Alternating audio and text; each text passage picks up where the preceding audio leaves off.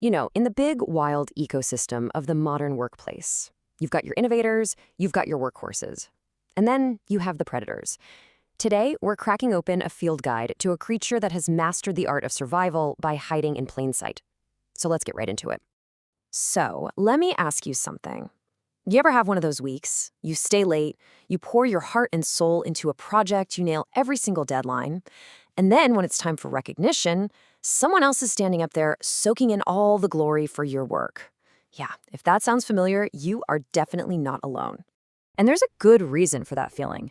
It probably means you've had a run-in with a very particular, and let's be honest, a highly evolved corporate species, a true master of disguise.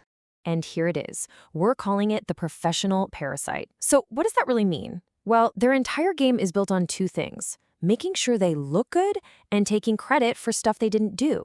They survive not by actually producing anything of value, but by perfecting the illusion of being productive. So if they're not really working, what are they spending all their time on? Let's take a look at their playbook. Okay, their number one rule, the foundation of everything they do, is something we can call strategic incompetence. And believe me, it is a masterclass in twisting expectations. And this is where you can really see their strategy in action. It's a total paradox. If you ask the parasite to organize, say, the annual company retreat, they'll be all over it. They'll execute it with the precision of a Swiss watch. Why? Because it's easy, it's low risk, and most importantly, everyone sees them doing it.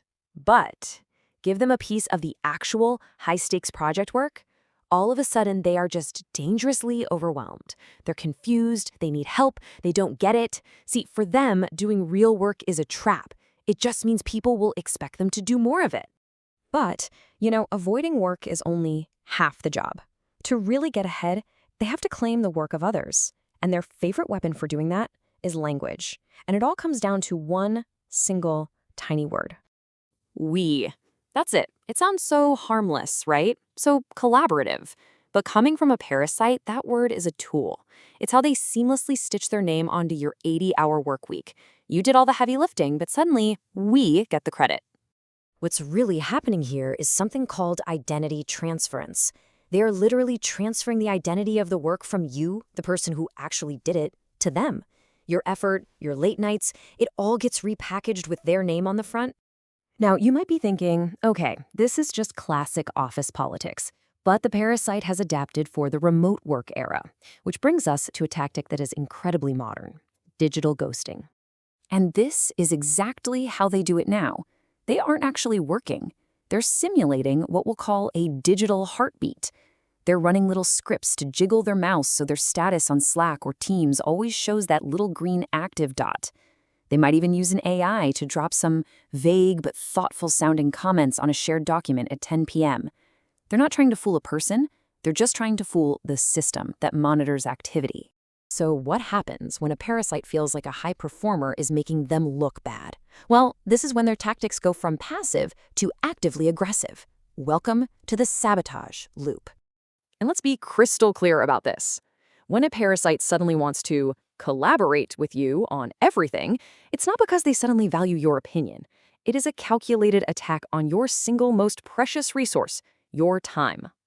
And here's what that looks like. All of a sudden, your calendar is just flooded with their meetings. Your DMs are blowing up with their just checking in messages. They need your urgent feedback on the font choice for a presentation slide. Each one seems like a small thing, but taken together, it's death by 1,000 paper cuts. It's all designed to grind your momentum to a halt. So why? What is the end game? Well, this is it. The goal isn't for them to rise to your level. It's to drag you down to theirs, to slow you down so much that in the eyes of management, you both look equally, mediocre. In their world, that's a victory. So there you have it, the 4 core principles from the parasite's playbook.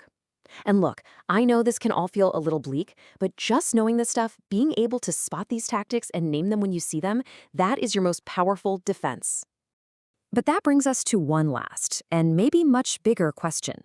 We've spent all this time identifying this one creature, but what about the environment that lets it survive and even thrive?